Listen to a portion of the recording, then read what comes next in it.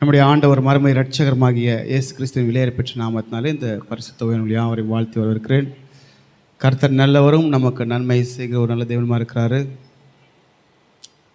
இந்த நாளில் நாம் பார்க்கக்கூடிய வார்த்தையின் தலைப்பு நிறைவான பலன். ரூத் 2ஆம் அதிகாரம் 12ஆம் வசனம் சொல்லப்பட்டிருக்கு. போவாஸ் ரூத்தை பார்த்து சொல்கிறார், இஸ்ரவேலின் தேவனாகிய கர்த்தருடைய சேட்டைகள் நெல்லே வந்த உனக்கு அவராலே நிறைவான பலன் கிடைப்பதாக. ஆமென். இந்த நிறைவான பலன் பார்க்கும்போது, இந்த உலகத்தில் நமக்கு பணம் இருந்தால் பலன் இல்லை, வெறும் பணம் இருந்தால் பலன் இல்லை. பணத்துக்கு மேலே என்ன வேணும்? தேவனுடைய அனுகிரகம் வேணும். பணம் பரலோகம் கொண்டு போய் சேர்க்காது. இப்போ பணம் ஒரு பார்ட். நம்ம இங்கே பணம் எல்லாத்துக்கும் உதவுமே தவிர அது பரலோகம் கொண்டு போய் சேர்க்காது. அப்போ இந்த நிறைவான பலன் எங்கே இருக்குன்னா கர்த்தராகி இயேசுவின் இடத்துல தான் இருக்குது. இங்கே நம்ம பார்க்கும்போது போவாஸ் ரூத்தை பார்த்து சொல்கிறாரு, அவங்க ஒரு மோவாபிய பெண், அந்த மோவாப் தேசத்தை விட்டு இஸ்ரேல் தேசத்துக்கு வந்துட்டாங்க, தன் ஜனத்தை விட்டு வந்துட்டாங்க. வந்து இங்கே அவங்க தன் மாமியாருடைய வார்த்தைக்கு கீழ்ப்படிந்து வாழும் பொழுது இந்த ரூத்தினுடைய எல்லா விஷயங்களையும் கேள்விப்பட்டு சொல்கிறாரு.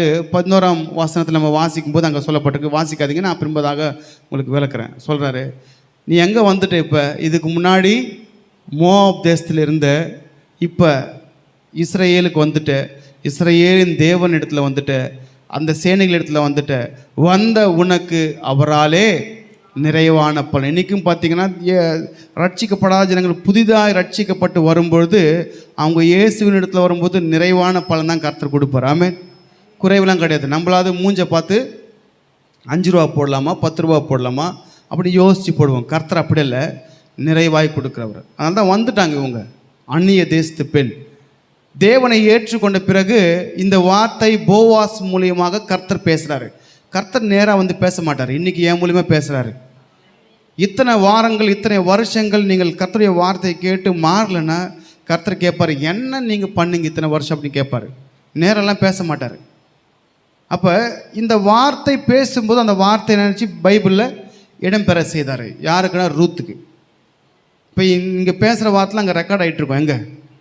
பரலோகத்தில் ரெக்கார்ட் ஆகிட்டுருக்கோம். சரி, இப்போ நிறைவான பலன் இப்போ வந்திருக்குன்னா இதுக்கு முன்னாடி அவங்களுக்கு என்ன இல்லை?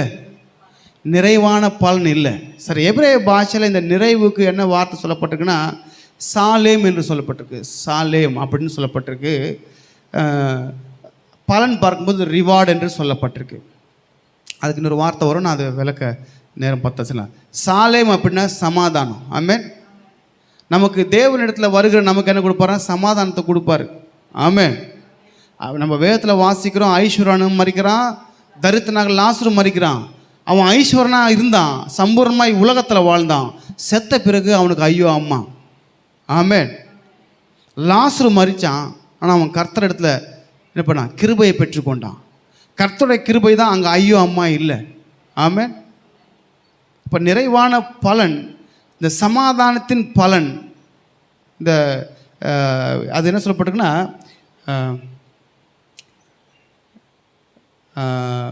சமாதானத்தின் வெகுமதி வச்சுக்கோங்களேன், அப்படின்னு நம்ம அதை அர்த்தம் கொள்ளலாம். நிறைவான பலன்னா இயேசு வீட்டில் வரவங்களுக்கு நிறைவு தான், எப்பவுமே என்ன இல்லை, குறைவில்லை. ஏன்னா தான் நிறைவான ஆவியானவர் நீர் வரும்போது குறைவுகள் மாறும். அப்போ அவர் நம்முடைய வாழ்க்கையில் வந்துட்டார்னா நம்ம குறைவான பாத்திரம், நிறைவானவர் வந்துட்டுனா எல்லாம் மாறிடும். ஆமென். ஆனால் அவர் வரதான் ரொம்ப கஷ்டம். ஆமென். கேட்கணும், கேளுங்கள், தேடுங்கள், தட்டுங்கள். நமக்கு கேட்குறதுலாம் கேட்போம், இந்த உலகத்துக்குரிய தேவைகளே கேட்போம், ஆவிக்குரியது ஒன்றும் கேட்க மாட்டோம். தேடுவோம். எதை தேட சொன்னார்? கர்த்தரை தேடுங்க. அவரை தேடத்தக்க சமயத்தில் தேடுங்க, கண்டறியத்தக்க சமயத்தில் தேடுங்க, பார்க்க முடியும். அப்புறம் தட்டுங்க, தட்டுங்க, பரலோகத்தின் கதவு தட்டுங்க. ஆமென். திறப்பார். மூணுனதுக்கப்புறம் திறக்க மாட்டார். இந்த புத்தி இல்லாத கணக்கில் போய் தட்டினாங்க, திறக்கலை, நீ யாருன்னாரு.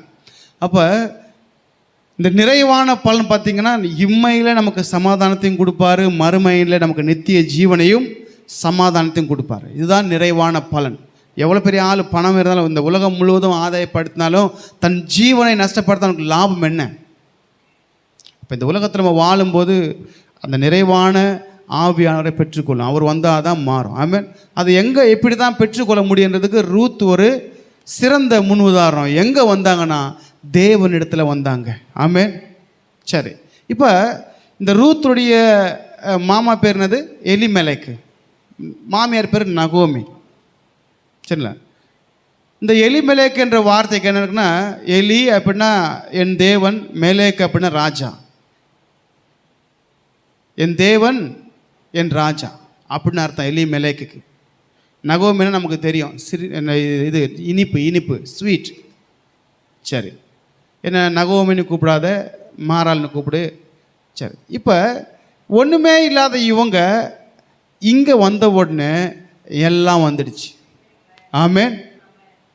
வந்துச்சா இல்லைங்களா? வந்துச்சு. ஒன்றுமே இல்லை, புருஷனை இழந்துட்டாங்க. ஆனால் இங்கே வந்தால் புருஷன் வந்துட்டார். அதோடு கூட எக்ஸ்ட்ரா ஒரு பிள்ளையும் வந்துடுச்சு. ஆமென். அப்போ ஒன்றுமே இல்லாத நம்மை அழைத்த கர்த்தர் நம்மளை அப்படியே விட்டுற மாட்டார். நம் மூலியமாக சந்ததிகளை உண்டாக்குவார். அல்லேலூயா. சரி, நான் அப்படின்னாக்க அந்த பேரை உங்களுக்கு விளக்குறேன். இப்போ போவாஸ் என்ற பேருக்கு என்ன அர்த்தம்னா வலிமை, ஸ்ட்ராங்னு அர்த்தம். ஆமென். யார் தான் சர்வ வல்லமையுள்ள தேவன்? அவர் தான். அந்த போவாஸ் தேவன் இயேசுவுக்கு ஒரு முன் உதாரணம். ஆமென். வலிமை, ஸ்ட்ரென்த்துன்னு அர்த்தம். இந்த ரூத்துக்கு என்ன அர்த்தம் பார்த்தீங்கன்னா ஃப்ரெண்டு. என்ன அர்த்தம்? ரூத் அப்படின்னா ஃப்ரெண்டு. இயேசு கிறிஸ்து யாரை பார்த்து சிநேகிதன்னு சொன்னார்? ஆபிரகாமை பார்த்து சிநேகிதனார். ரெண்டாவது யோவான் 15:15 சொன்னார், நீங்கள் என் சிநேகிதர் அப்படின்னாரு. ஆமென். அல்லேலூயா. அப்போ இந்த வலிமையான தேவன் நம்மை சிநேகிதர்களாக ஏற்றுக்கொண்டார். ஆமென். அப்போ இந்த ரூத் என்ன பண்ணாங்கன்னா, வர வேண்டிய இடத்துக்கு கரெக்டாக வந்தாங்க. ஆனால் கூட இருந்தாங்க இன்னொருத்தங்க, அவங்க எங்கே போயிட்டாங்க. சரி, இப்போ இந்த ரூத்துக்கு நிறைவான பலன் எப்படி கிடைக்குன்னு பார்க்கும்போது, தேவனிடத்தில் வருகிற பாருங்களேன், அவரிடத்தில் வருகிற ஒருவனையும் அவர் புறம்பே தள்ளவே மாட்டார். ஆமென். வருத்தப்பட்டு பாரம் சுமப்பொருளே, நீங்கள் எல்லோரும் என்னிடத்தில் வாருங்க, நான் உனக்கு இளைப்பாறுதல் தருவேன். ஆமென். இளைப்பும், களைச்சவனுக்கு இளைப்பும், ஆறுதல் இல்லாதவனுக்கு ஆறுதலும். இந்த ரூத் பார்த்தீங்கன்னா என்ன இல்லை?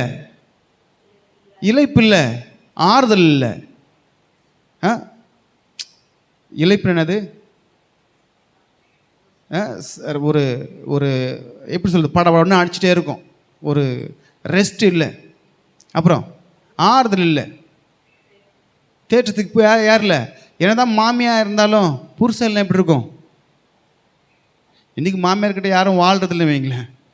அது ஒரு பக்கம் போயிட்டுருக்கு. மாமியார் பார்த்தோன்னே என்ன ஆகிடும்? தன் சொந்த குடும்பத்தை நடத்த தெரியாதவன் தேவனுடைய சபையை எப்படி நடத்துவான்? தன் சொந்த குடும்பத்திலே கீழ்ப்படிந்தில்லாதவங்க தேவனிடத்தில் எப்படி கீழ்ப்படிவாங்க? ஆமென்.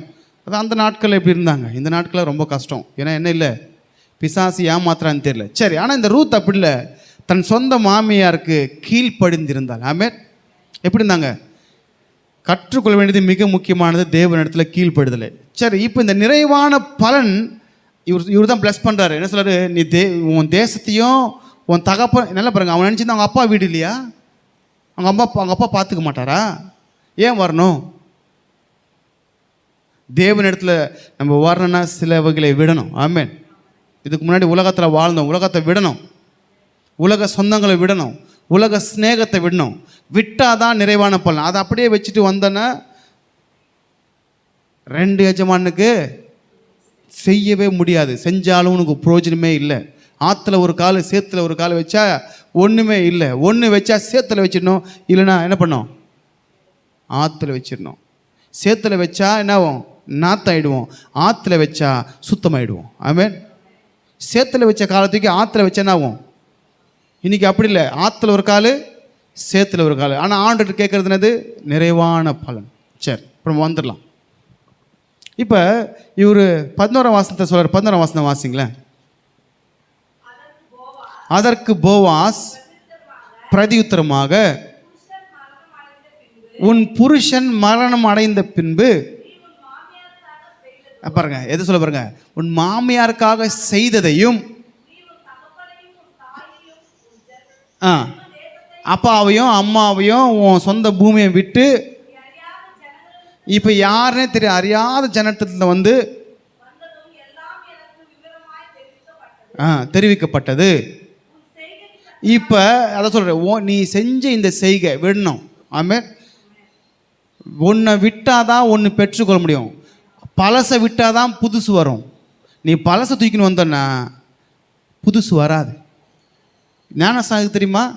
உன்னை அமுக்கும் போதே நீ என்ன ஆகிட்ட? செத்துட்ட, பாவத்திற்கு செத்து போயிட்ட. இனி நீ வாழ்றது யாருக்காக?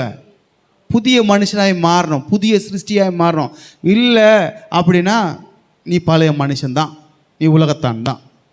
சரி, இதே வார்த்தை பாருங்க, உன் தகப்பனையும் உன் தாயையும் உன் சொந்த பந்தத்தையும் விட்டுட்டு அறியாத ஜனத்தில், இது ஆபிரகாமுக்கு அப்படியே செட் ஆகும். 12ஆம் அதிகாரத்தில் உன் தேசத்தையும் உன் இனத்தையும் உன் தகப்பன் வீட்டையும் விட்டு நான் காண்பிக்கும் தேசத்துக்கு போ அப்படின்னா போயிட்டாரு. ஆமென். போயிட்டாரா இல்லைங்களா? போனதால் தாங்க அவர் என்னாரு இன்றைக்கு ஜாதிகளுக்கு தகப்பன், விசுவாசத்தின் தகப்பனாக இருக்கார். எப்போ ஒரு மனுஷனுக்கு கீழ்ப்படுந்திருக்கோ, தேவ வார்த்தைக்கு அவன் கீழ்ப்படுகிறானோ, அப்படியே வாழ்க்கை தரத்தை கர்த்தர் மாற்றுவார். அல்லேலூயா. இல்லைன்னா கஷ்டம்.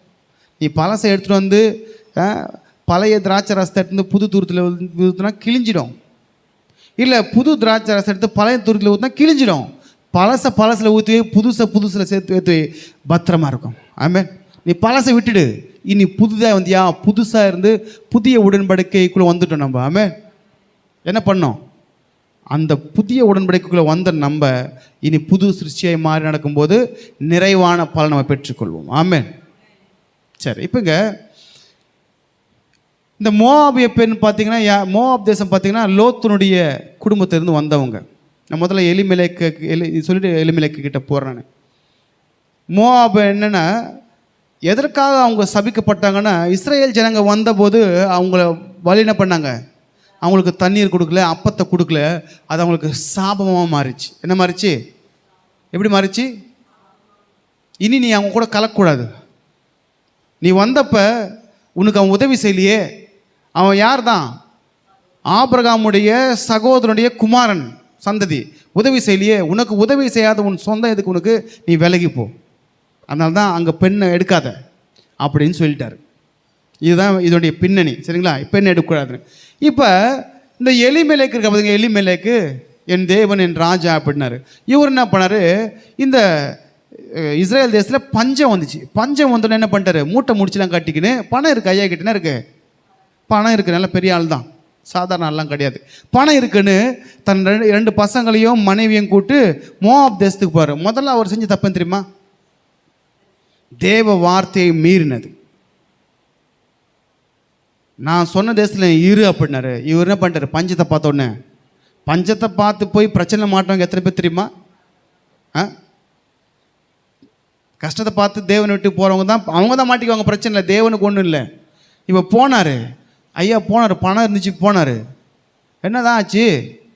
பையன் செத்து போயிட்டாங்க, 2 பையன். அவர் செத்துட்டார். முதல்ல நீ நல்லா பார்த்தவங்க, 2 பசங்க செத்து போயிட்டாங்க. எப்படி செத்துருப்பாங்க? இயற்கை மரணம் எய்தினாரா? இல்லை, வியாதி வந்து செத்துருப்பாங்க. நல்லா பார்த்துங்க. தாவீது கர்த்தருக்கு விரோதமாக பாவம் செஞ்சப்போ 3 காரியத்தை வச்சார். 1 கொள்ளை நோய், 2 பஞ்சம், 3வது சத்ருவின் கையில் வில்லணும்.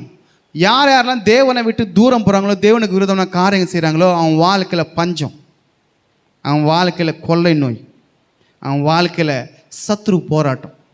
இந்த 3 காரியங்கள் தான் கர்த்தர் செய்கிறது. கர்த்தருக்கு ஒன்றும் இல்லை, தூரம் போகிறவங்க தான் பிரச்சனை. இப்படி இவர் தேவனை விட்டும் தேவன் தனக்கு தந்த இடத்தை விட்டு தேசத்தை விட்டு போனார். போனதால் அவர் அவுட்டு. 2வது 2 பிள்ளைங்க அவுட்டு. போச்சுங்களா? என்ன போச்சு? தலைமுறையே போச்சு, பேர் சொல்றதுக்கு இல்லை. இதெல்லாம் எப்படி நேர்னா, தேவனை விட்டு தூரம் போனார். அதே போல் இந்த யோவாப் ஜனங்கள், இந்த மோவாப் ஜனங்களும் தேவனை விட்டு தூரம் போயிட்டாங்க. அவங்க தேவ ஜனங்கள் தான். லோத்து யாருன்னா தேவனை அறிந்தவர் தான், ஆபிரகாமோடு கூட இருந்தவர் தான். அப்புறம் காமோஸ் என்னென்னமோ தேவரில் உண்டாக்கிட்டாங்க. இன்றைக்கும் பார்த்தீங்கன்னா தேவனை விட்டு தூரம் போயிட்டு அவங்க கையினால் செஞ்ச விக்கிரகங்களை ஒன்று வச்சு அவங்க பேர் வச்சுக்கிறது. எல்லாம் தேவன் வந்தவங்க தான். உதாரணத்துக்கு இந்த லோத்து லோத்துடைய குடும்பம் என்ன ஆயிடுச்சு? அப்படியே காமோஸு, அம்மோன், மோபுத்திர அவங்களுக்கு ஒரு தெய்வங்கள் உண்டாக்கிட்டாங்க. எல்லாம் தெரியும். அதனால தான் என்ன ஆகிட்டாங்க? அவங்க சிறுமியாகவே இருந்தாங்க. பிரச்சனை தான். இப்போ இவர் என்ன பண்ணார்? எலிமலைக்கு தேவனை விட்டு தூரம் போன பொழுது என்ன வந்துச்சு? என்ன வந்துச்சு? கொள்ளை நோய். சரி, அவர் செத்தார்னா வயசானவர் செத்தார்னு நினச்சிக்கலாம். 2 பசங்க எப்படி செத்தாங்க? இதால் தேவனுக்கு நஷ்டமா? இல்லை, தேவனுக்கு ஒரு நஷ்டமும் இல்லை. சரி, இப்போ இவங்க போனாங்க, முடிஞ்சது. அதே போல் இந்த மோவாபியரும் தேவனை விட்டு தூரம் போனாங்க, சபிக்கப்பட்டவர்களாயிட்டாங்க. ஆமென். இப்போ இந்த சாபமும் இந்த பிரச்சனைகளும் எப்போ வருதுன்னா தேவனை விட்டு தூரம் போகுது. ஆனால் தேவனிடத்தில் வரும்போது எந்த மாதிரி நிறைவான பலன். ஆமென். இன்றைக்கி நிறைய பேர் வாழ்க்கையில் தெரியல. தூரம் போயிட்டு பிரச்சனையில் மாட்டு எல்லாம் பண்ண அப்புறம் ஆண்டு கண்ணில்னா நீ ஏன் தூரம் போன? நீ இருந்திருந்தா உனக்கு பிரச்சனை இல்லை. ஆமென். சரி, இப்போ இந்த இவர் போனார், எல்லாம் முடிஞ்சு போச்சு. நல்லா பணத்தோடு போனாங்க. இப்போ என்ன தான் இல்லை? என்ன இல்லை? என்ன இல்லை? ஒன்றுமே இல்லை. வாசிங்க. இப்போ நகோமி வராங்க. நகோமி வரும்போது அங்கே பார்த்து அவங்கள பார்த்து நகோமின்னு சொன்னாங்க. நகோமின்னு சொல்லாத, என்னை பார்த்து இனிப்புன்னு சொல்கிற. என் இனிப்புலாம் போச்சு. எப்போ? என் புருஷன், என் 2 பசங்க போன போச்சு. வாசிங்க ரூத் 1:21. இப்போ நான் நிறைவுள்ளவளாய் போனேன். இப்போ யார் தான் ஆக்குனது? யார் ஆக்குனது? தூரம் போன எதுக்கு ஆக்குவார்? எதுக்கு ஆக்குவார்? அவர் தான் ஆக்கியிருக்காரு. நீ என்னை விட்டு தூரம் போனல, எனக்கு விரோதமான காரியங்களை செஞ்சு. இப்போ இவர் என்ன பண்ணார்னா தேவ வார்த்தைக்கு கீழ்ப்படியாமல் எலிமேலேக்கு போனார். டிஸ்ஒபீடியன்ட். உனக்கு குழு தேசத்தில் இரு, பஞ்சம் வரதான் அங்கே உன்னை போஷிக்க போகிறது நான் இல்லை. பஞ்ச காலத்திலும் போஷிப்பார். ஆமென். அது எப்படியாவது வரும். கர்த்தர் சொல்ல ஆகும். வானத்திலேருந்து மண்ணா விழ சொன்னால் விழும். காற்றுல அடிச்சுட்டு வந்து காடை வர சொன்னால் வரும். எப்படியோ வரும். அவர் நம்பினோர் ஒரு நாளும் வெட்கப்பட்டு போகுது. நீதிமான் அப்பத்துக்கும் தண்ணீருக்கும் அலைந்து திரிந்ததே கிடையாது. அப்போ தேவனால் அழைக்கப்பட்டு தேவ சமூகத்திற்கு நம்ம என்ன பண்ணக்கூடாது? அதை பற்றி அழுவே கூடாது. சாப்பாடுல என்ன வந்துடும்? முதல்ல வசனம் இல்லைன்னு அழுவ மாட்டோம். சாப்பாடு இல்லைன்னா அழுவ வந்துடும். சாப்பிடுவே இல்லை தெரியுமா? நீ வசனம் வாசிச்சியா? அதுக்கு நீங்கன்னு வாங்க. ஏன்னா வசனமே வாசிச்சா தான் இருக்கும். 4 கணக்காக இருக்கும். சாப்பாடுல என்ன வந்துடும்? அழுக வந்துடும். சரி, இப்போ இந்த நகோமி சொல்கிறாங்க நிறைவுள்ளவளாய் போன இப்போது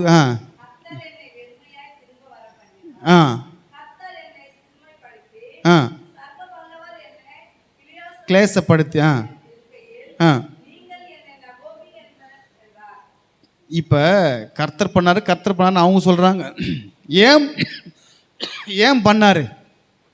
நீ கர்த்தரை விட்டு தூரம் போனால் ஆல்ரெடி ஒருத்தன் காத்துட்ருப்பான் அடிக்கிறதுக்கு. கோழி குஞ்சு கோழிக்கிட்ட இருந்து தூரம் போனால் என்ன இருக்கும்? காக்கா ரெடியாக இருக்கும். கிட்ட இருக்கிறது தான் அவர் பாதுகாப்பு. நீ அங்கே சட்டைக்குள்ளே இருந்து அவர் பக்கத்தில் இருந்தால் பிரச்சனை கிடையாது. நீ தூரத்தில் போய் பள்ளத்தில் இருந்தால் யார் பொறுப்பு? ஆமென். தூரம் போனால் பள்ளம் வெட்டி வச்சுருப்பான். வேடனுடைய கண்ணிக்கும் பாலாக்கும் கொள்ளைக்கும் தப்பு வைப்பார். எப்போ? உன்னதமான மறைவில் இருக்கும்போது. நீ மறைவை விட்டு தூரம் போனால் என்ன ஆகும்? கல்யாணமே பண்ணக்கூடாதுன்னு சொல்லிட்டாரு. நீ இப்போ 2 பொண்ணு எடுத்துட்டாங்க. எல்லாத்தையும் மீறின இருக்க. 1 தேவன்ட்டு தூரம் போன, 2வது 2 பொண்ணு வேறு எடுத்துட்டாங்க. போட்ட உடனே இப்போ எல்லாம் முடிஞ்சு போச்சு. காசு போயிடுச்சு, எல்லாம் போச்சு. நிறைவாக போனேன், தேவன்ட்டு தூரம் போனேன், போய் எல்லாம் காலி ஆயிடுச்சு. இப்போ என்ன பண்ணிட்டேன்? தேசத்தில் தேவன் அவங்கள சந்திச்சிட்டாரு, அவங்களுக்கு ஆகாரத்தை கொடுத்துட்டாருன்னு கேள்விப்பட்டு வராங்க. வரும்போது இப்போ நகோமினா என்ன ஏன் நகோமின்னு சொல்கிற? எல்லாம் போச்சு. புருஷனும் போயிட்டான், 2 பிள்ளைகளும் போயிட்டாங்க, ஒரு மருமகளும் போயிட்டான். இப்போ ஒரு மருமக வந்திருக்கிறா கூட. அந்த பெண் மோபிய பெண்ணாக இருந்தாலும், தேவனை அறியாத பெண்ணாக இருந்தாலும், எத்தனை பேர்கள் அவருடைய நாமத்தின் மேலே விசுவாசமாக அத்தனை பேரும் தேவனுடைய பிள்ளைகளாகும்படி அவங்க சொன்ன ஒரு வார்த்தைங்களா? உன் ஜனம் என் ஜனம், உன் தேசம் உன் தேவன் அப்படின்னு சொன்னாங்க. ஏற்றுட்டாங்களா இல்லைங்களா? இன்றைக்கி தேவன் இருந்தும் என்ன பண்ணுறாங்க? கண் இருந்தும் காணாதவர்களையும், காது இருந்தும் கேளாதவர்களையும், இருதயத்தில் குணப்படாமலும் அப்படியே இருக்காங்க. என்னைக்காவது கர்த்தருக்கு நம்ம என்ன அர்ப்பணிச்சிருக்கோம் சொல்லுங்கள்? முழுமையாக எண்ணத்தை செலுத்திருக்கிறோம், எண்ணெய் கொடுத்துருக்குறோம் அவருக்கு. ஆனால் நம்ம கேட்குறது எப்படி கேட்போம்? நம்ம கேட்குறது பெருசாக கேட்போம். பெருசாக கேட்குற அளவுக்கு பெருசாக கொடுத்துருக்குறோமா அவருக்கு? யோசிக்கிறோம். நம்ம கர்த்தத்தில் கேட்குறது பெருசில், கேளுங்கள் கொடுப்பாரு. ஆனால் அதுக்கு முன்னாடி அவர் சொன்னது செய்யணும்ல. புரிதா இல்லைங்களா? செஞ்சுருக்கிறோமா கர்த்தருக்கு நம்ம? ஆனால் நம்ம கடன் பட்டு என்ன பண்ணுவோம்? ஏதாவது தரேன்னா கடனை உடனே வாங்கி என்ன பண்ணுவோம்? அது மாதிரி கர்த்தருக்கு எதுக்காக செஞ்சுருக்கிறோமா? இப்போ குறைவு வர காரணம் யார் தெரியுமா? நம்ம தான். அதனால் அவருக்கு ஒன்றும் நஷ்டம் இல்லை. யார் தான் நஷ்டம்? எலிமெலேக்கு இல்லை சொல்கிறதுக்கு. ஏன்னா எலிமெலேக்கு போகும்போது மனைவேதனை பண்ணணும், என்னங்க வேணாங்கன்னு தடுத்துருக்கலாம். இவங்க என்ன பண்ணிட்டாங்க? பஞ்சத்தை பார்த்து போயிட்டாங்க. சரி, பொண்ணை எடுக்கார்ல. எப்போ ஆண்டவர் சொல்லியிருக்காரு, தேவ ஜனங்கள் வேதத்தை அறிந்த ஜனங்கள் தெரியாத மோவாப் ஸ்திரீகளை பெண் கொள்ளக்கூடாதுன்னு, அப்பயும் கம்முன்னு இருந்திருப்பாங்க.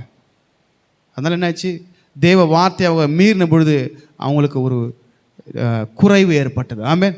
சரி, இப்போ இந்த குறைவின் நாட்களையும் இவங்க என்ன பண்ணாங்க? தன் மாமியாரை விட்டு கொடுக்காம பற்றி கொண்டாங்க, கர்த்தரை ஏற்றுக்கொண்டாங்க. சபிக்கப்பட்ட பெண் தான் அவங்க, சபிக்கப்பட்ட பெண் தான். ஆனால் அந்த சாபத்தை கர்த்தர் ஆசீர்வாதமாய் மாற்ற வல்லவராக இருக்கிறாரு. நீ கர்த்தரை விட்டு தூரம் போனால் நீ ஆசீர்வதிக்கப்பட்டதுனால சபிக்கப்பட்ட மாறிடுவேன். உபாகமம் 28 சொன்னது மாதிரி தேவனை விட்டு தூரம் போனால் சாபம். ஆமென். நீ வெளியிலையும் சபிக்கப்பட்டிருப்ப, வீட்லேயும் சபிக்கப்பட்டிருப்ப. உன் களஞ்சியம் வெறுமையாக இருக்கும். ஏன்? நீ தேவனை விட்டு தூரம் போகும்போது. நீங்கள் வாசிங்க உபாகமம் 28 வீட்டில் போயிட்டு. நீ கையிட்டு செய்கிற வேலை நான் ஆசீர்வதிக்கவே மாட்டேன். ஏன்? தூரம் போயிட்டேன். எலிமெலேக்கு தூரம் போனார். அதான் என்ன ஆச்சு? அந்த நான் சொல்லுங்கள், எலிமெலேக்கே இல்லை சாட்சி சொல்றதுக்கு. நகோமி சொல்கிறாங்க, நிறைவுள்ளவளாக போனேன், நல்லா பேக்கெட்டில் பணம், மூட்டையில் பணம் எல்லாம் வச்சுட்டு போனேன், தேவனை விட்டு தூரம் போனேன், தேவனுக்கு விரோதமான காரியம் பண்ணேன், தேவன் சொன்ன கட்டளையை மீறினேன். எனக்கு என்னாச்சு? எல்லாம் போச்சு. திரும்ப வராங்க. இப்போ இவங்களுக்கு வரல நிறைவான பலன். தேவனை அறியாத அந்த அந்நிய பெண் தேவனை ஏற்றுக்கொண்டதால அந்த பெண் மூலியமாக இழந்ததை தேவன் நிறைவான பலனாய் மாற்றி கொடுத்தார். அல்லேலூயா. புரியுது இல்லைங்களா? இப்போ ஆபிரகாம் எடுத்துக்கொள்ளுங்க. ஆபிரகாம் என்ன பண்ணார்? தேவனை அழைச்சாருன்னு வந்தார். ஆனால் பஞ்சத்தை பார்த்தோன்னே தேவனை கேட்காம போனார், பிரச்சனையில் மாட்டினார். ஆமென். இதுக்கு காரணம் தேவன் இல்லை. பஞ்சம் வந்துடுச்சு. ஆண்டவர் என்ன பண்ணுன்னா, நீ இருப்பா, நான் உன்னை போஷிக்கிறேன் அவர் சொல்லியிருப்பார். இவராக ஒரு முடிவு எடுத்துக்கிட்டு இவராக ஒன்று யோசிச்சுட்டு எங்கே போனார்? நேராக அங்கே போனார். பிரச்சனையில் மாட்டினார். அதுக்கப்புறம் ஐயோ இதுக்கு மேலே என்ன பண்ணக்கூடாது, போவே கூடாது வந்துட்டு 13ஆம் அதிகாரத்தில் சீமானா மாறினார். ஆமென். தேவனை விட்டு தூரம் போனால் நீ முடிஞ்சது கதை.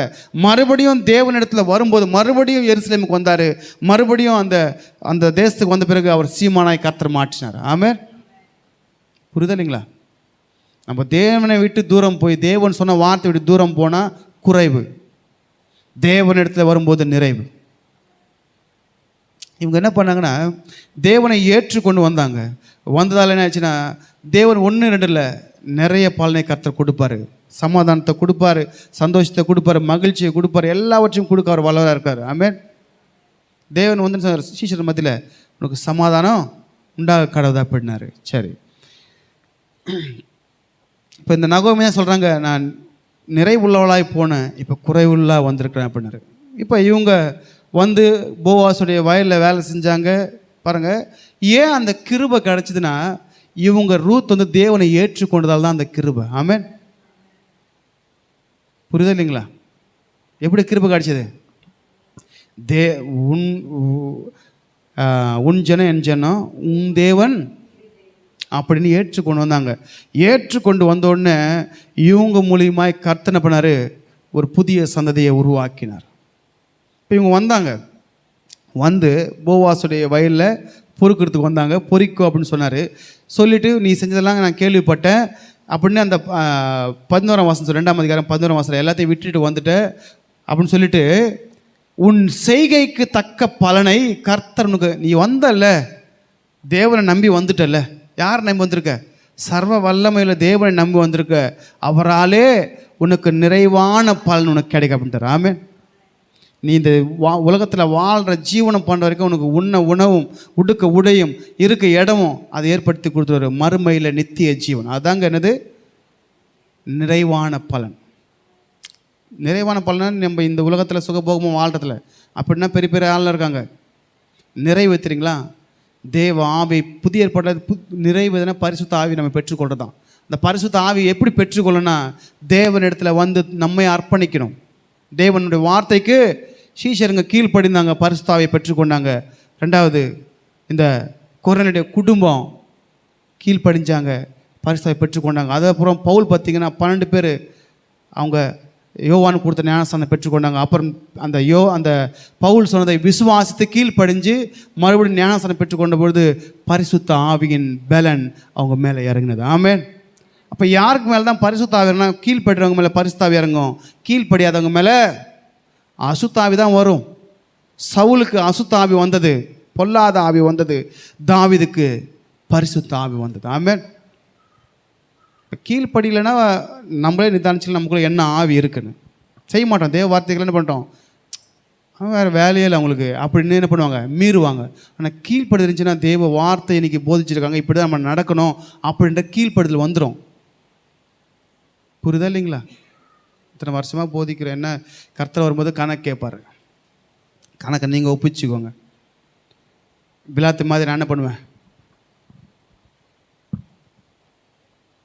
அவ்வளோதான்.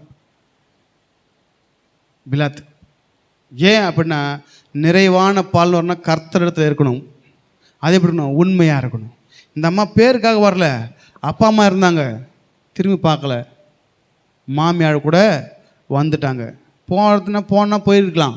ஆபிரகாம் சொன்னார்ல, தான் விட்டு வந்த தேசத்துக்கு அவன் போனான், திரும்பி போயிருக்கலாம். அதை காட்டிலும் மேலான பரம தேசத்தையே அவன் பார்த்தான். அவன் வந்தான், அவன் பெற்றுக்கொண்டான். நீங்கள் வரலன்னா பெற்றுக்கொள்ள முடியாது. இல்லை ஆண்டவர் சொல்லி அங்கேயே அவர் இருந்திருந்தார்னா அவர் அங்கேயே செத்துருப்பார். பாபிலோன் தேசத்தில் யார், ஆபிரகாம். தேவன் அழைக்கும் பொழுது வந்துடணும். அவர் இடத்துல வருகிற ஒருவனையும் அவர் புறம்பே தள்ளுகிற தேவன் அல்ல. அப்போ தேவ வார்த்தைக்கு நம்ம கீழ்ப்படினோம். கீழ்ப்படலைன்னா கீழ்ப்படிஞ்சாலும் லாபம் எனக்கு. வசனத்துக்கு நான் கீழ்ப்படிஞ்சேன்னா என்னது எனக்கு லாபம். கீழ்ப்படலைன்னா எலிமெலேக்கு கீழ்ப்படிஞ்சிருந்தா எலிமெலேக்கு லாபம், எலிமெலேக்கு கீழ்ப்படல எலிமெலேக்கு நஷ்டம். நகோமிக்கு கீழ்ப்படிஞ்சிருந்தா நகோமிக்கு லாபம், நகோமி கீழ்ப்படல நகோமிக்கு நஷ்டம். போனேன் போச்சு, ஒன்றுமே இல்லை. எப்படி வந்திருக்கேன், பிச்சைக்காரி மாதிரி வந்திருக்கேன். ஒன்றும் இல்லை, சோத்துக்கு வழி இல்லை, போ ஏதாவது பொறுக்கிட்டு வா. பொறுக்கிற அளவுக்கு வந்துட்டாங்க. ஏன், கர்த்தரை விட்டு தூரம். இன்றைக்கி நிறைய பேர் கர்த்தர் தூரம் தான் இருக்காங்க. தேவனை விட நீங்கள் ஒன்று அதிகமாக நேசிச்சிங்கன்னா நீங்கள் தேவன் இடத்துல இல்லைன்னு அர்த்தம். கர்த்தர் அதை எடுத்துருவார். நம்ம தேவனை விட எதை அதிகமாக நேசிக்கிறோமோ தூக்கிறதுக்கும் அவர் என்ன பண்ணுவார், செய்வார். ஆமென். தாவீது தவறு செஞ்சப்போ பத்சபாலுக்கு பிறந்த ஃபஸ்ட்டு பையனை தூக்குனாரா இல்லைங்களா? அவருக்கு கொடுக்கவும் தெரியும், தூக்கவும் தெரியும். அடித்தாருன்னு இருக்கு கர்த்தர். ஆமென். நீ தவறு செய்யும்போது கர்த்தர் அடிப்பார். தவறான வழியில் வந்த எதுவும் உங்ககிட்ட இருக்கக்கூடாது. அதுக்கப்புறம் பிள்ளைங்க பிறந்தாங்க பத்சபாலுக்கிட்ட. அவன் தான் சாலமோன், அவன் தான் ராஜாவான். ஆமென். எதை நிற்க வைக்கணும்னு கர்த்தருக்கு தெரியும், எதை தூக்கணும்னு தெரியும். ஆமென். சரி, கர்த்தர் நல்லவர். இப்போ இவங்க எல்லாத்தையும் போச்சு, தூக்கிட்ட எல்லாத்தையும். இப்போ வராங்க, பொறுக்கி தின்ற அளவுக்கு ஆகிட்டாங்க. இந்த மாதிரி பொறுக்கு தானே போயிருக்காங்க. எதுக்காக போனாங்க, அறுக்கிறதுக்கு போனாங்களா?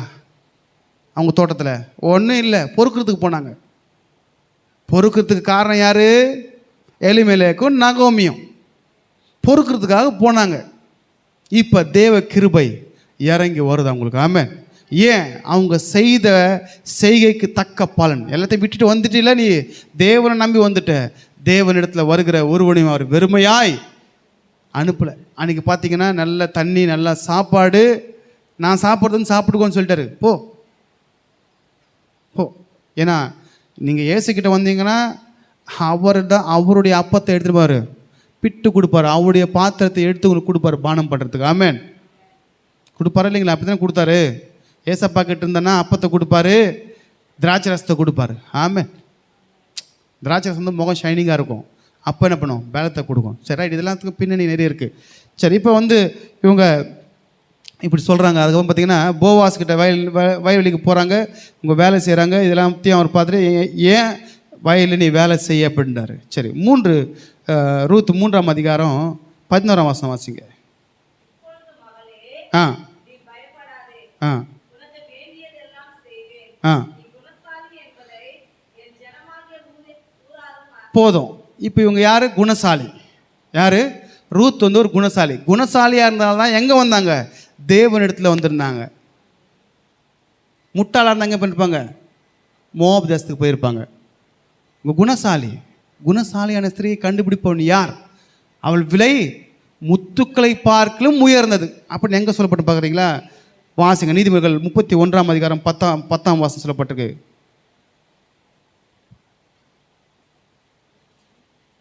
நீதிமொழிகள் 31ஆம் அதிகாரம் 10ஆம் வசனம். கண்டுபிடிப்பவன் யார்? அவர் ரேட்டு முத்துக்களை பார்க்கலும் உயர்ந்தது. இந்த அம்மா குணசாலி. குணசாலியான ஸ்திரீ தன் வீட்டை அப்புறம்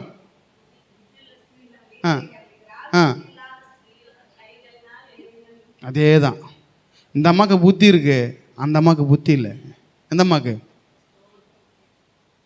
நவோமி. புத்தி இருந்திருந்தா வேணாங்க, போகாதீங்க, வேணாங்க அப்படின்ட்டு இருப்பாங்க. ஊருக்கு முன்னாடி மூட்டை முழிச்சு கட்டி என்ன பண்ணிட்டாங்க? உனக்கு சாப்பாடு தேவனை விட சாப்பாடு முக்கியமா?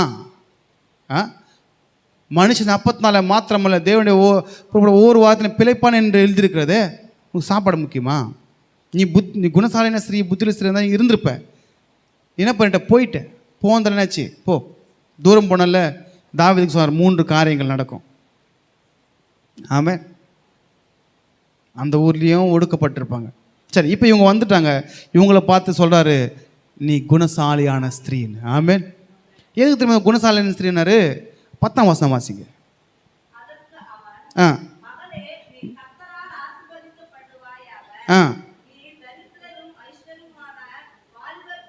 வாலிபர்லேயே 2 பேர் காணுங்க. எப்படி? தரித்திரனான வாலிபன் தான், பிச்சைக்காரன் இருக்கான், பணக்காரன் இருக்கான்.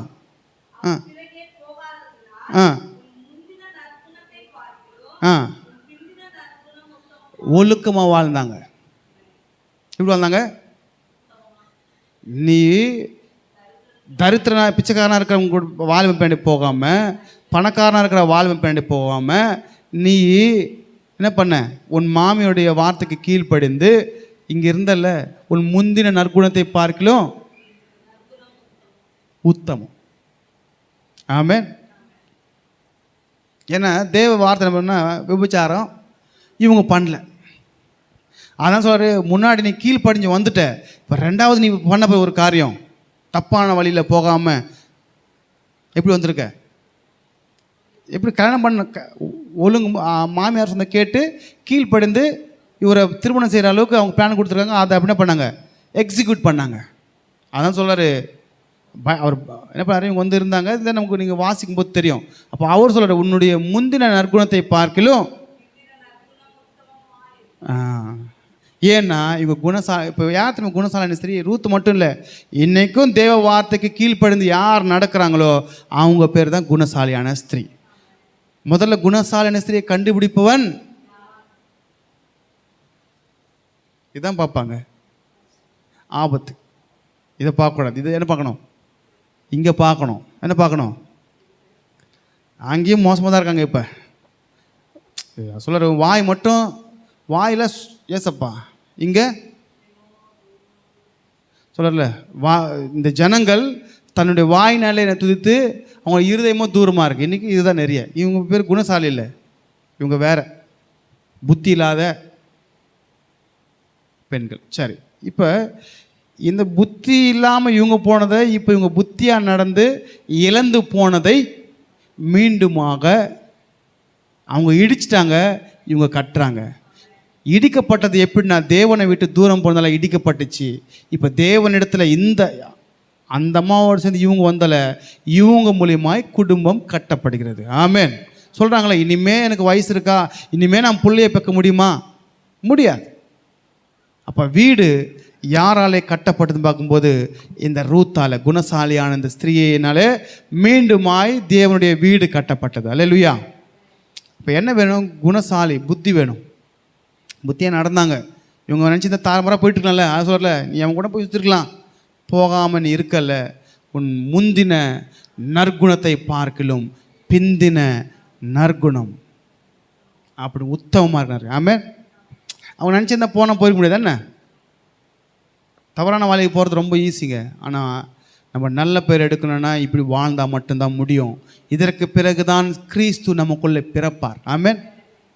இன்றைக்கி இயேசு கிறிஸ்து எங்கே பிறப்பார்? இங்கே பிறப்பார். விசுவாசிக்கிறவங்களுக்குள்ளே பிறப்பார். இன்றைக்கும் நம்ம சாட்சி சொல்லி சுய சொல்லும்போது அவங்களுக்குள்ளே இயேசு பிறப்பார். ஆமென். அப்படி பிறந்து அவங்க மூலியமாக சந்ததிகளை கர்த்தர் எழுப்பார். சரி, இப்போ உங்களுக்கு நல்லா தெரியும். அதுக்கப்புறம் என்ன பண்ணார்? போவாஸ் ரூத்தை திருமணம் செய்தார். திருமணம் செய்தாருங்களா? இவர் யார்? செல்வந்தன், ஐஸ்வர்யவான் செல்வந்தன். இப்போ இவங்க யார்? பொறுக்கிறவங்க. இவங்க யார்? இவங்க பொறுக்கிறவங்க. இவர் யார்? செல்வந்தன். திருடவும் கொல்லவும் அழிக்கும் தர வேற ஒன்றுக்கும் வரான். நானும் அவைகள் ஜீவன் அடையும், அவைகளை பரிபூர்ணம் அடையும் வந்திருக்காரு. இப்போ வந்துட்டாங்க தேவனிடத்தில் வந்தவங்கள ஆண்டு வெறுமையாக விட்டுருக்கிறாரோ? ஒரு நல்ல வாழ்க்கையை கர்த்தர் அமைத்து கொடுத்துருக்கிறார். அல்லேலூயா. குறைவு எப்படி வந்துச்சு? நிறைவு எப்படி வந்துச்சு? நிறைவான பணம் மட்டும் நிறைவு இல்லைங்க. ஏமாந்து போயிடாதீங்க. நீங்கள் நிறைவு பணம்னு நினச்சிங்கன்னா அந்த ஐஸ்வர்யானுடைய நிலைமைக்கு போயிட்டு நேராக அந்த ஆளை பாருங்கள். பணம் இருந்துச்சு, ஆனால் மறுத்த பிறகு அழுகையும் பற்கடிப்பும் உண்டாச்சு.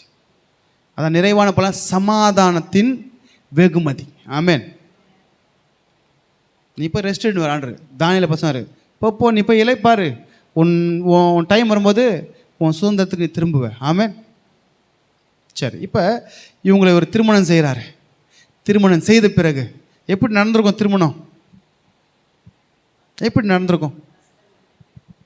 எப்படிங்க நடந்திருக்கும்? பணக்காரங்க வீட்டில் எப்படி நடக்கும்? ஒன்றும் தெரியாத மாதிரி பார்ப்பீங்க. அப்படியே பணக்காரங்க வீட்டு எப்படி நடக்கும் கல்யாணம்? ஏழை வீட்டு எப்படி நடக்கும்? ஏழை கூட்டு போய் ரெஜிஸ்டர் ஆஃபீஸில் கல்யாணம் பண்ணி ஒரு 4 பேருக்கு சோத்தை போட்டு கூட்டு வந்துக்குவான். இதில் இன்னும் கொஞ்சம் பேர் இருக்காங்க, கூட்டு போய் எங்கன்னு என்ன பண்ணுவாங்க? தாலி கட்டின்னு வீட்டுக்குள்ள வந்துடுவாங்க. 2 குடும்பத்தோடு முடிஞ்சிச்சு. 10 பேர் கூட சாப்பாடு கிடையாது. ஆனால் இது எப்படி நடந்திருக்கும்?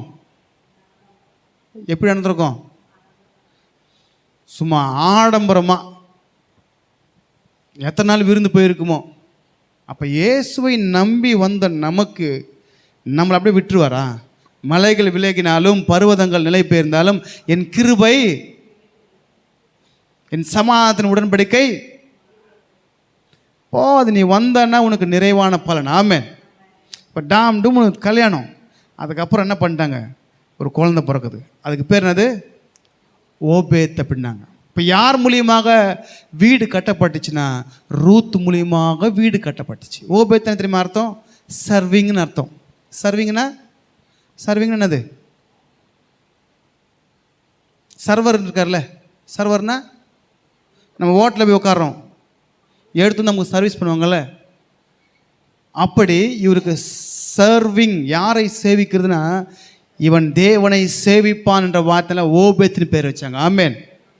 இவர் சொல்றார்ல யோசுவா, நானும் என் வீட்டாருமோ கர்த்தரையே சேவிப்போம்.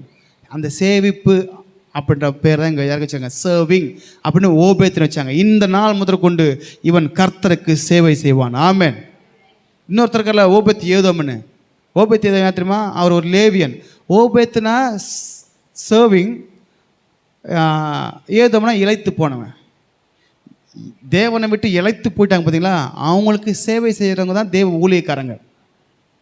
தேவனை விட்டு சோரம் போகிறது, தேவனை விட்டு தூரம் போகிறது, தேவனை விட்டு தாண்டி போகிறது, அவங்களெல்லாம் தேவனை சேர்ப்பதற்கு தான் இந்த ஊழியக்காரரை கர்த்தர் பண்ணி வச்சுருக்காரு. ஓபேத் ஏதோம் அப்படின்னா இந்த ஏதோம் அப்படின்னா இளைத்து போனவங்கள கலைத்து போனவங்கள மீண்டுமாக தேவனிடத்தில் சேர்க்கிற பணியை செய்கிறவன். ஆமென்.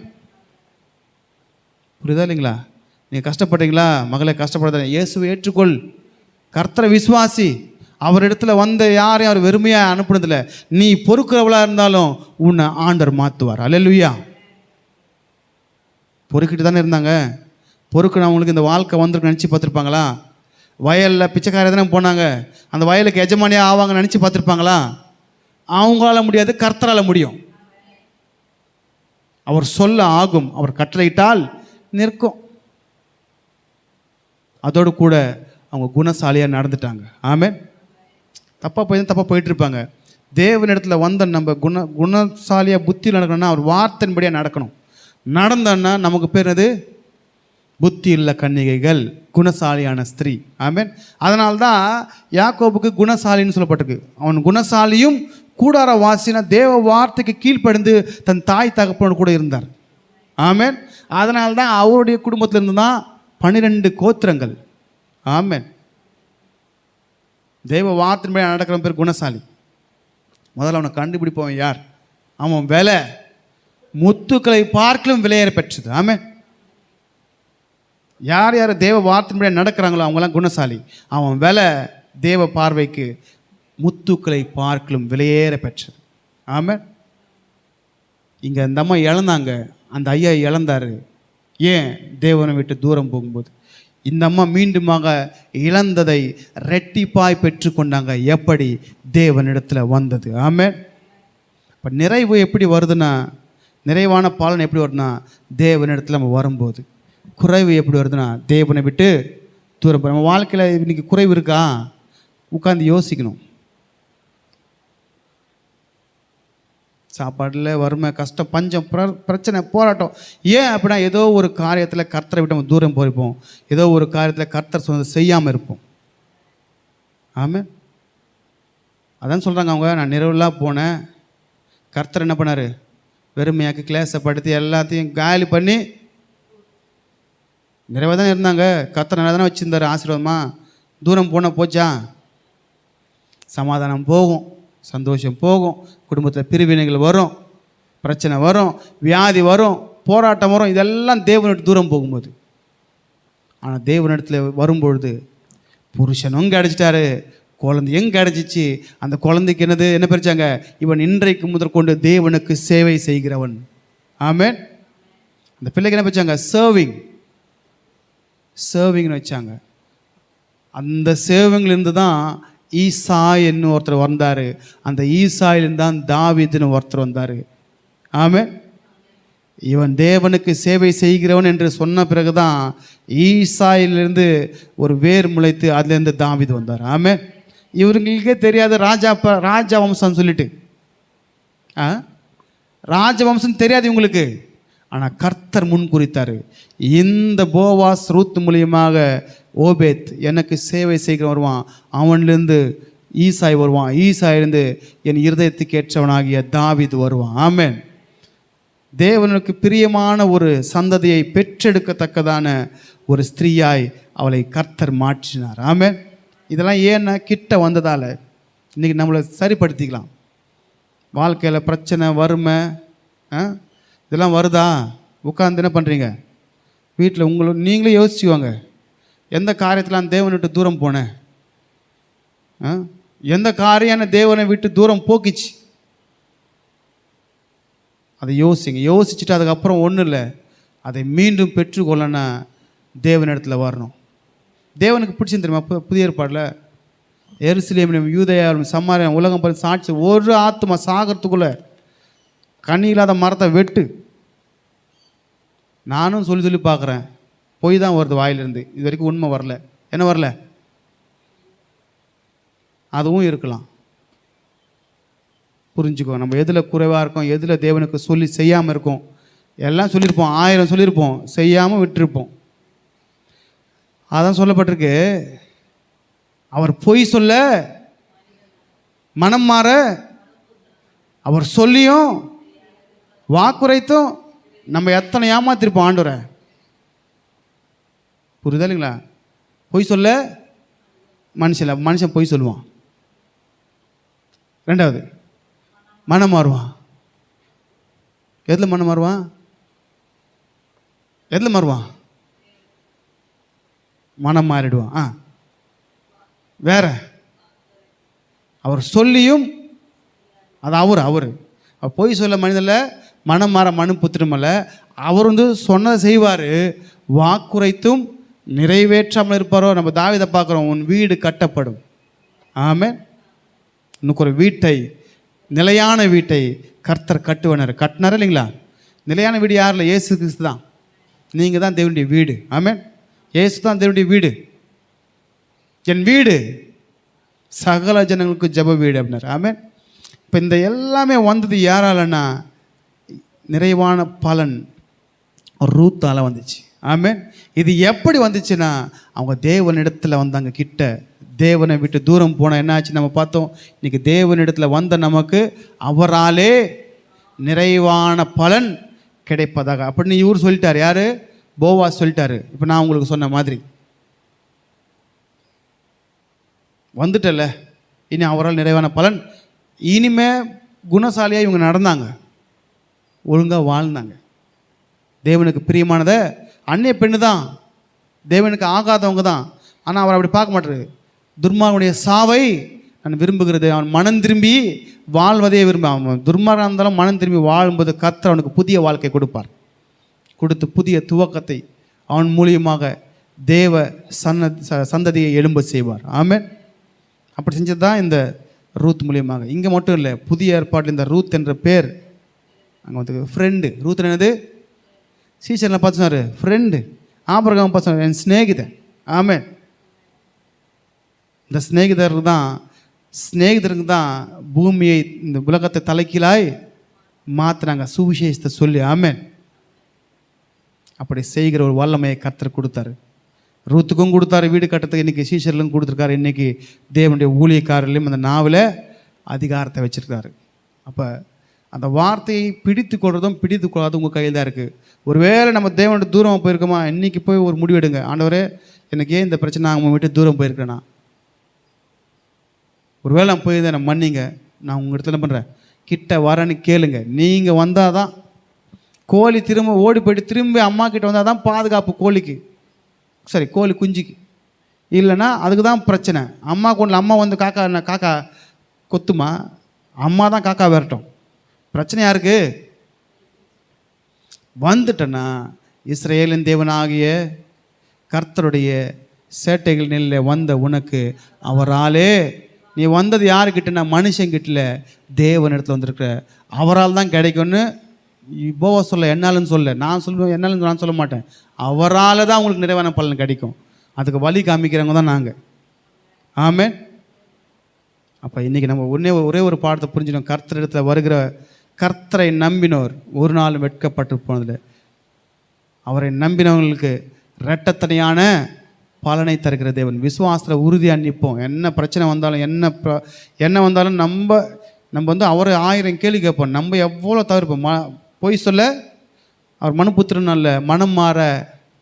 பொய் சொல்ல அவர் மனிதனம் அல்ல, மனம் மாற மனுபுத்திரன். நம்ம நினைப்போம் எவ்வளோ ஏமாத்திருப்போம். ஆண்டவர் சொல்லுங்கள், கண்ணுக்கு பார்த்தோன்னா நம்மளை விட திருட யாரும் கிடையாது. எவ்வளோ ஏமாத்திருப்போம் இல்லையா? அவருக்கு ஒன்றும் நஷ்டம் இல்லைங்க. நான் அவர் ஏழை, அவர் சர்வத்தை ஆளுகிற ராஜா, ஐஸ்வர்ய சம்பனர். உங்களுடைய குறைவுகளெல்லாம் கிறிஸ்து இயேசுக்குள்ளே நிறைவாக்குவார். அவர் தான் ஐஸ்வர்யவான். ஆமென். வானமும் பூமியும் அவர் தான். தங்கம் வெள்ளி வயிறு எல்லாம் அவர் தான். உம்மிடத்தில் வாங்கி உண்மைக்கே கொடுக்குறோம் அப்படின்னு தாவீது சொன்னார். ஆமென். அப்போ நம்ம அப்படி இருக்கக்கூடாது. இன்றைக்கி ஒன்றே புரிஞ்சுக்கணும், தேவ வார்த்தை நம்ம மீறக்கூடாது. மீறினா நமக்கு வருவது குறைவு. இப்போ நிறைவை பெற்றுக்கொள்ள தேவன் இன்றைக்கி ஆலோசனை கொடுத்துருக்காரு. நம்ம குறைவுள்ளவர்களாய் அல்ல, இனி நிறைவான தேவனுடைய ஆசீர்வாதத்தை பெற்றுக்கொண்டு இந்த உலகத்தில் உணவு உடுக்க உட இருக்க இடம் தான் போதுங்க. ஒன்றும் கொண்டு வரல, ஒன்றும் கொண்டு போகிறதில்ல. நீ சேர்த்து வச்ச பணம் கூட வருமா? நான் 50,000 சம்பளம் வாங்குறவங்களேன், இன்றைக்கி நான் சம்பளம் வாங்கி செத்து போயிட்டேன், அந்த 50,000 வச்சு என் கூட புதைப்பாங்களா என்ன? 20,000 செலவு பண்ணுவாங்க, 30,000 எவன் சாப்பிட தெரியாது. நிலையானதை விட்டுறக்கூடாது. எப்பயுமே நிலையில்லாத பொருள் ஆசையை வச்சோன்னா நம்மளை விட பரிதவிக்கிற எவனுமே கிடையாது. ஆமென். அப்போ அது நம்ம எதை கேட்கணும், இந்த பணம் நம்ம நிறைவில்லை, பரிசுத்த ஆவியின் நிறைவு. ஆமென். அதை கேளுங்க முதல்ல. அவர் உங்களுக்குள்ளே இருந்தாருன்னா உங்களை நடத்துவார். கர்த்தரே ஆவியானவர். கர்த்தருடைய ஆவி எங்கே உண்டோ அங்கே விடுதலை உண்டு. நீ இந்த உலகத்தில் எல்லாம் எவனை தெரிவிச்சாலும், பெரிய ஆள் தெரிவிச்சாலும் அவன் உன்னை காப்பாற்ற போகிறதில்ல. காப்பாற்றோன்றீங்க. நமக்கு பெரிய பெரிய ஆள் தெரிஞ்சால் கூட செத்த பிறகு அந்த ஆத்மாவை பாதாளத்தில் போக விடாமல் காப்பாற்ற முடியுமா? யாராச்சும் சொல்லுங்க பார்க்கலாம் கிட்டீங்க. அதை காப்பாற்ற வல்லவர் இயேசு கிறிஸ்து மட்டும்தான். ஆமென். சரீரத்தை கொலை செய்யறதுக்கு பயப்படாத, ஆத்மாவை பாதாளத்தை தள்ளுகிற வல்லவருக்கே நீங்கள் பயப்படுங்க. ஆமென். உலகத்தில் எல்லாரையும் நீங்கள் தெரிஞ்சு வச்சுருந்தாலும், பெரிய பெரிய ஆள் தெரிஞ்சாலும், அவசரப்பட்டிருக்கு, இந்த உலகம் முழுதும் நீ ஆதாயப்படுத்தி கொண்டாலும் தன் ஜீவனை நஷ்டப்படுத்த லாபம் என்ன? அந்த ஜீவன் கர்த்தருடைய கரத்தில் இருக்குது. அவர் இடத்துல நம்ம திரும்பி நான் நிறைவுக்கு சொல்ல வரேன். பணம் தான் நிறைவு இல்லை, பரிசுத்த ஆவி தான் நிறைவு. ஆமென். அவர் வந்தார்னா நமக்குள்ள இருக்கிற எல்லாம் குறைவையும் எடுத்து போட்டுருவார். தேவனுக்குள்ளே நம்மளை என்ன பண்ணுவார்? இனி புது சிருஷ்டியாக மாற்றுவார். இப்போ இந்த நாள் நம்ம ஒன்று புரிஞ்சு ரூத்தை பார்த்து புரிந்து கொண்ட சப்ஜெக்ட் என்னென்னா, அவர் இடத்துல வருகிறவர்களுக்கு நிறைவான பலன் உண்டு. ஆமென். ஒருவேளை என்னென்ன சூழ்நிலை நம்மளை பிரித்து வச்சுருக்கு தேவனிடத்துலேருந்து, என்ன பண்ணியிருக்கணும், இன்றைக்கி உட்காந்து என்ன பண்ணோம்? நம்மை நாமே நிதானித்து ஆராய்ந்து அறிந்தோமானால் நாம் நியாயம் தீர்க்கப்படும். நம்ம உட்காந்து யோசிக்கலாம். ஆமென். எதாவது தவறு இருக்குன்னு சொல்லிட்டு, தவறுலாம் அவர் மன்னிக்கிற தேவன். அதனால் இன்றைக்கி உட்காந்து நீங்கள் அவர் பாதத்தில் உட்காந்து என்ன பண்ணுறீங்க? அறிக்கையிடுங்க. கர்த்தர் உங்களுடைய குறைவை கிறிஸ்து இயேசுவுக்குள்ளே நிறைவாய் மாற்றுவார். ஆமென். அல்லேலூயா. கர்த்தர் உங்களை ஆசீர்வதிப்பாராக. ஆமென். தேவனுடைய வார்த்தைக்காகவும் காணிக்கான் செபி.